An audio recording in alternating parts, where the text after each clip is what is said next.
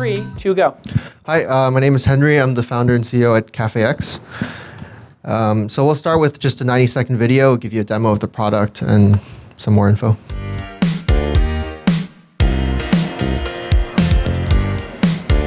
So you wake up in the morning and the only thing you want is a cup of coffee. The last thing in the world you want to do is go to Starbucks and stand in line and pay too much money for somebody to get your order wrong and have to make it 11 more times before they get it right. That's what this is meant to solve. This is CafeX, and it's an industrial robot whose job it is to make you coffee as perfectly and quickly as it possibly can. You can order from your phone or from a kiosk, and the goal is to put it everywhere where there's lots of people who need coffee right now. You have a bunch of different coffee options. You can pick if you want some syrup, and then you give it your phone number. And what this will do is it'll tell you when your order is about to be made and when it's ready. So you can just walk right through, pick it up, and leave.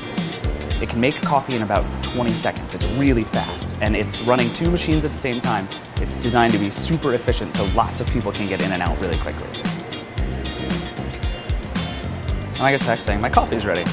So my PIN is 6349, and there's my coffee. So the idea is that most people will order from their phone. They really want repeat customers who can just sort of run in and out. They're gonna put these things in train stations, so you can just grab one quickly as you go. So, and you can set this to be ready at a time that you want.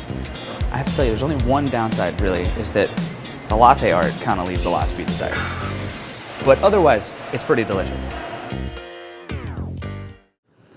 So what you just saw there, that's our first location in the US, in Metreon. So please go check it out if you're around. But we opened that at the end of January, and last month we were actually, our EBITDA was positive, so in less than 90 days.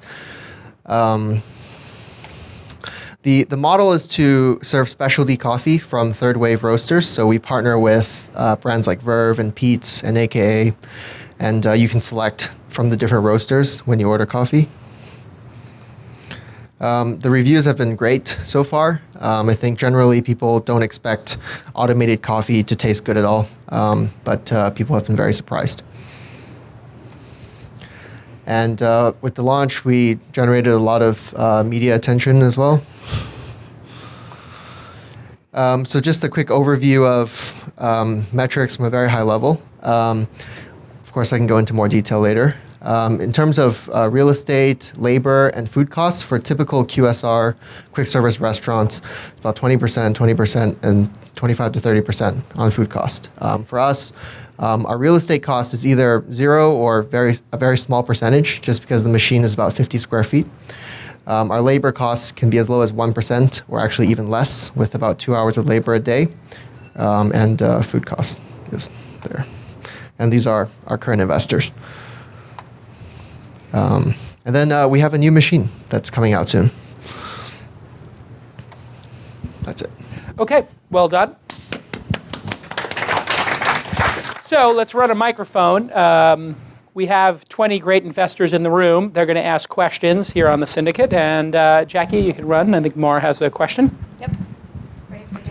You can introduce yourself as well. Hi, Mar. I'm a partner at Pair VC. We do pre-seed and seed investments. I have a question about the economics of the machine, how expensive it is, how much traffic do you need in a location to get your money back, how long it takes, et cetera.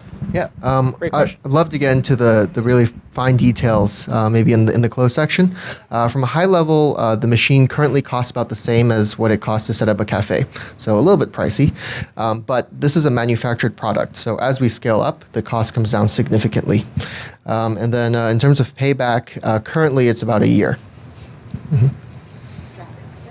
Traffic, like how many sales per day? Yeah, between 200 to 300. Great. Another question from an investor. Henry, I'm Paul Willard from Subtraction Capital. I'm a big coffee fan, so I'm glad to see good coffee getting out there more. Do you intend to operate and build up all of these locations on your own, or do you intend to go robotics as a service and sort of license this out more franchise style? Yeah, our model is to own and operate. So we lease space, or sometimes we're offered space for free, and we sell coffee to customers. Hi, Henry. Asher Leids. I'm angel investor. So my question is, sort of on the operational end, different sizes. How do people know it's theirs? And when you said labor cost, I mean, how are you refilling the beans? You said only 2 hours. I can imagine these machines need to refill beans. Great questions. Yeah. So on different sizes, you mean like different cup sizes? Yeah. So currently we're serving 8 ounce, which is really perfect for what our roasters prefer in terms of a good balance of milk and coffee. Sorry, what were the other 2 questions? How do you know it's yours? So you get a code. If you order on site, you enter your phone number and we'll text you a code. We're actually working on something where you don't need to enter your phone number to get your code. It's just a display. And then if you order from the app, the code shows up in your app and then you just pick it up. And labor? Labor is about 2 hours a day. So in the morning, we refill it with fresh supplies and at night we clean it. Great. How many cups can those... It has a very big canister for beans. I'm on the board of the company, by the way, and Henry went through the incubator, so I know the product pretty intimately. But the capacity of the machines and the bean storage, it can do 500, 1,000 cups a day before it has to be refilled? Ballpark? It's about 400. 400. Yes, but we can obviously increase the size of containers. I think right now we're just trying to find a good balance between keeping the ingredients super fresh and reducing labor. And also, every station has a camera, so it can be monitored from a central location. And if the beans do get to a low point, or the syrups, or the cups, you'll know and you could send somebody out. So if there was a conference going on, or a flash mob came to order cups, you would be able to know that at the home office and deploy somebody. So it's really just in time servicing of it. Let's take one more question. Well, this Terri Mead, Sandhill Angels, this ties in really well with that in terms of your expansion plan and identifying good locations and the timing of the rollout on that over like the next 5 years. What are you anticipating and how do you identify the good characteristics of a location? Sure. So for the rest of this year, we have 2 locations planned in San Francisco, one in July and one in August. Then in terms of expansion, we're going to continue expanding to office buildings, airports, train stations, schools. All kinds of universities have had interest. We're focusing on Bay Area initially, and we're also working on a project in China that I can talk more on in the closed section. Yeah. Okay, let's take one question from our remote investors watching the private live stream. Ashley? This is from Barry in London, England. Henry, what proportion of purchases at the Metreon are repeat purchases from a past customer? Fantastic question. That's a really good question. So Metreon is like a food court. So it's next to a movie theater and a conference center. So not too many people go there on a repeat basis, which is why we don't really track that at Metreon. It's really not that important. Yeah, I think in our upcoming locations and office buildings, that's where the repeat customers will be important. Hey everybody, I want to tell you about an amazing website to help you find the software you need to run your business efficiently. That site is Capterra, CAPTERRA.com/twist.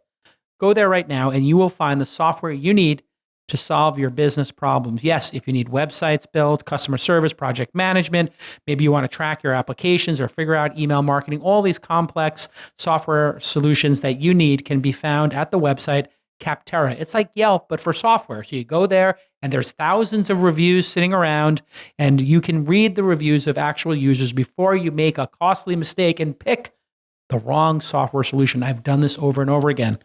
I think that I found the best software solution. I train everybody, we install it, we invest hundreds of hours and then find out that there's a better solution. Then we have to rip it out, move the data over. You don't want to do that. You want to go to capterra.com/twist, capterra.com/twist. It's absolutely free for consumers. There is no obligation for you. You don't need to register. You can just go there right now, capterra.com/twist, and you will be able to figure out what the best software solution is and read those reviews. They're high quality reviews. It's a free resource that's going to help you make the right software decision. You don't want to make a mistake. This will cost you nothing. It's going to find you a better solution, and it's going to save you time. What's not to like? We use it all the time here at This Week in Startups and Launch and all my companies to find the best software to solve business problems. Capterra.com/twist. Find the software that'll make you do what you do better. Okay, let's get back to this amazing program.